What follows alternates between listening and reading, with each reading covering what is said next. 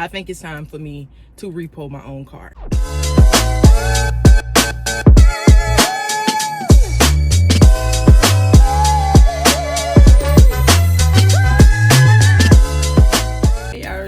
Back with another video. If you are new here, welcome to my channel. If you are not, my A1 Day ones. Now, if you did not already, go catch the video of me giving y'all an update about the whole probation violation situation, right? But this is to piggyback off of it because I didn't want that video to be 2 years long because it was getting there. Basically, long story short, I had a scare with my probation. I do have probation for the next 6 years now. I've been on probation 4 years, 6 more years where I thought I was violated, right? And it just gave me just a new outlook. So what I'm going to do now is I am trying to make my exit strategy. Like, what do you mean? From where I live, right? The car I drive, right? What I do for work, what my days look like, and how I give God glory. I'm just trying to make an exit strategy from everything. And I like to plan things out. To God be the glory. I like to plan things out. So I think the first step for me to do to come up with this exit strategy is for me to start downsizing my expenses, right? Because if I exit from the workforce, which I can do now, it's just I think too much. And I'm not one of those people that's like, oh, I'm gonna just quit and God gonna make a way. I know God will make a way. I also know that God don't be telling us to do some of the stuff that we be doing. He ain't told me to quit. He's told me that there is greater in me that is in the world. He has told me that my purpose is not working where I work at and giving these people my energy all day long. That's not my purpose. He's told me that, but he has not told me to quit my job. Okay, so I'm not finna just sit here and quit my job and be like, God will make a way. Because when he delays sometimes, and y'all be like, I wonder why God is delaying. Because he didn't tell you to do that in the first place. All right, so don't be just expecting for you to just jump off of a bridge and think God just gonna catch you. That's not how that works, right? So I could, but I'm not going to do something off impulse because my bills can't get paid off impulse, right? Like, I can't create an income and a job out of impulse, right? Some people do and it works for them, and if impulses work for you, congratulations, it don't work for me, right? So I think the first thing I need to do is downgrade all of my expenses, every last one that I can. And number one, the easiest I would say, and one of the biggest, is this beautiful car that I'm sitting in. I think it's time for me to repo my own car. Now, I know there's always going to be negative Nancy's like, oh, you having this elaborate girl, these people finna take your car and you just trying to come up with the excuse. Listen, if the people's going to repo my car, that makes for better content, right? That if the people was coming to pick up my car, that'll probably get me more views if I said that my car was getting repoed, because then I have people in the comments like, oh, this YouTuber got her car repoed. So there wouldn't be a reason for me to lie. Right? Number one, can I afford the car? Yes and no, right? Yes, because I don't have to neglect something to pay my car, right? I don't have to be like, oh, well, I can't do this and I can't do that because I got to pay for my car note. I don't have to deprive myself of anything to pay for my car, right? That's for one. For two, I got this car 2 raises ago. Right, so I've had this car for 2 years. I got it in 2022 May, right? And if you follow me on any platform, you know I have not gotten a tax return from the IRS since the first year I got out of prison. I've been home almost 4 years. I got a tax return the first one. The other ones I have owed the IRS, so it wasn't tax money that I bought this with, right? No shade if you do, okay? The government should be giving us some money. The IRS should be giving all of us some. They just not giving me none, right? So I bought this car in May, not for tax season. This was actual money that I had to put down on this car. Did I use my credit card? Of course I did. That was 2 raises ago. Now, mind you, I just went from assistant manager to store manager, and I'm on salary, so I'm making extremely more than what I was making, right? Because I was assistant on 1 location. Now I'm the store manager for 3 locations. Okay, so you can imagine the jump in finances, right? And I bought this car 2 raises ago. So can I afford it? Yes, I can physically afford it. It does not put me in a bind. It does not. I don't have to, pick and choose what I do, what I pay for. I don't have to move money around to do it. I can afford it.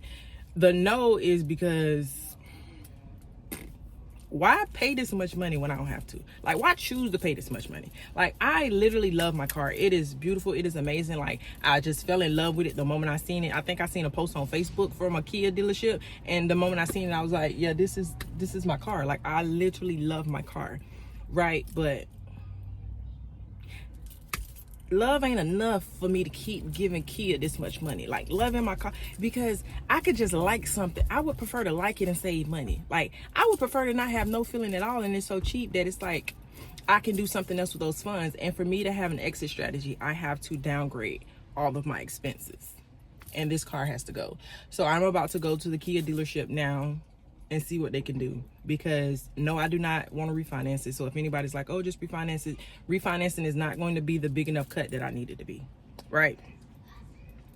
$100, $150, if that. I don't know, I've never refinanced the car, but unless they're gonna go down like $400, it ain't gonna be enough for me, right? So I am willing to take a beat up older car. Like, I don't care if it's my last car was a 05. I don't care if it's a 06, okay?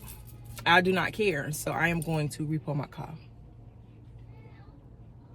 I am going to miss it. I am.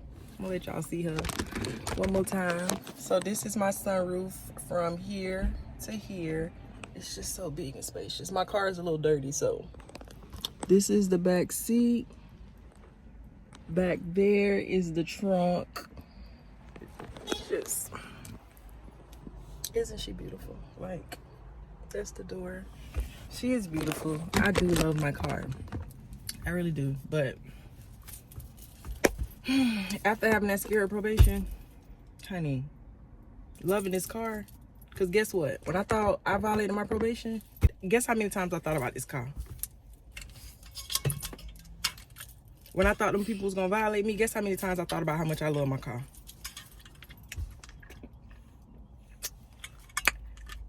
If you said not a damn time, you would be correct. So, ooh, let's go to Kia. Don't talk about my hair. I tried to do the heatless curls I seen on TikTok with the, you know how you put these and then you like roll it and then you sleep with it like that overnight.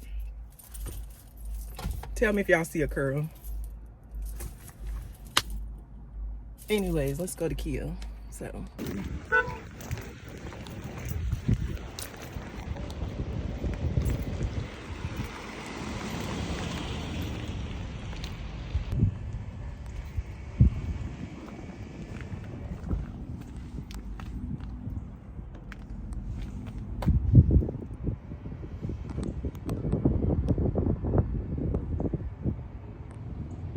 All right, so I had to put the pony up because, honey, the heatless curls did me no justice. But I am at the dealership, as you can see.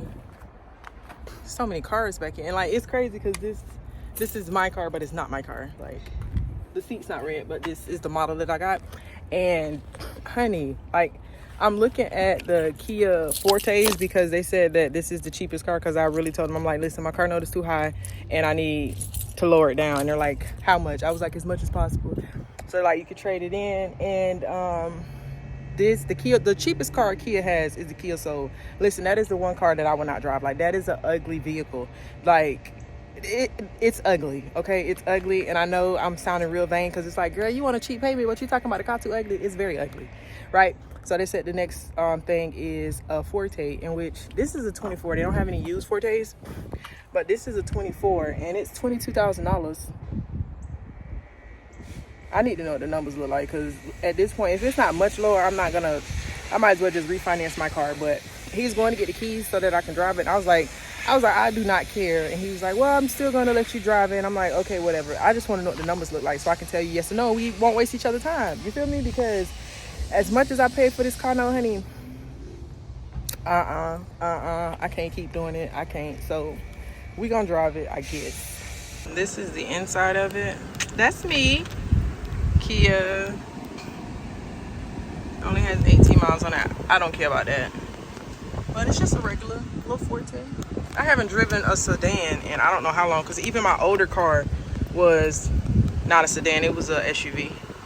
All right, and here's my guy coming back, so let's go. At this point, they were starting to irritate me, so I'm reapplying my lipstick because, you know, it makes me feel better. But they was telling me that my trade-in value was only $25,000 for my truck, and that I was gonna have to put down $5,000 for that Kia Forte. And I all but told them that they were smoking crack. So we ended up getting an extra $8,000 trade-in value for my truck. So period, because don't play with me, and I'm not giving y'all $5,000. Those are my keys, and I was ready to go. I had to go in there and sign the paperwork, and let's go. All right, we have been here, feels like all day, but I am now about to I am now about to switch cars. I got the 24 Forte, which is right there, and I am turning in my baby. Sad, but necessary. All right, so let's do, now I have to transfer. Can you unlock this one more? Matt, can you unlock it? I think when I pressed the button, I locked it instead of unlocking it. Thank you. All right. Just close to each other. I can't just move this one. It's okay. So now we have to clean out our car because, yeah, all that stuff in the back seat. Don't ask what that is, but we are swapping cars. So give me a second so that I can switch everything out. Not me locking my keys in my new car. Like, not me locking both fobs in the car. See, I'm Lord have mercy. And then my thing for my it just open. God, Lord have mercy. Hold on. But yes, I definitely just locked my keys in the new car, which I don't know how I did. My old car, which is the one I'm cleaning out now. You can't even do that. Like, it won't let you lock the keys in the car.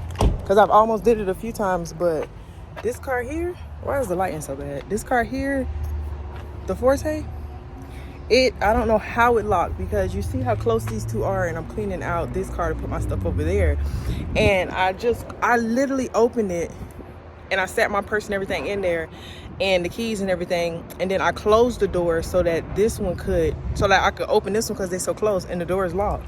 Like, after I hit the fob for the unlock button, I never hit the fob again because I opened it and sat it on the seat. So I'm confused now. They got some explaining to do, because how my car just locked itself like that? Good thing I was here, because, you know, they're going to make sure I can get in my car. But, like, what if I would have been at Walmart or something? Lord, child. All I did was test drive the car. I ain't even drove it off the lot, and I done already locked both key fobs in the car.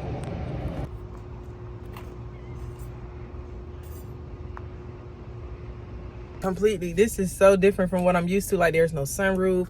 Like, I can't put y'all up here. Why is the lighting so bad? Probably because I have no sunroof. But this is, oh my goodness, this is the car. It is a culture shock, but this is what the dash look like. Y'all look how small that is. Like, y'all know the dash in my Kia Sportage was like 9 feet long. But listen, let this be a lesson. They're taking my car. Look at it.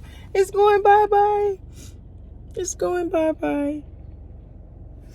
But let this be a lesson. Sometimes you got to do what you got to do. And I know people like, girl, that's still a new car. So you right. So I'm humble myself. But I was going to go to Walmart and everything. But I'm low-key having separation anxiety. So I'm ready to get home. So I love y'all. Thank y'all for coming with me. And this is just the first step, I told you, in my exit strategy. So this is the first step. First step is complete. And yeah, thank y'all for coming along with me. I love y'all, and I will talk to y'all later.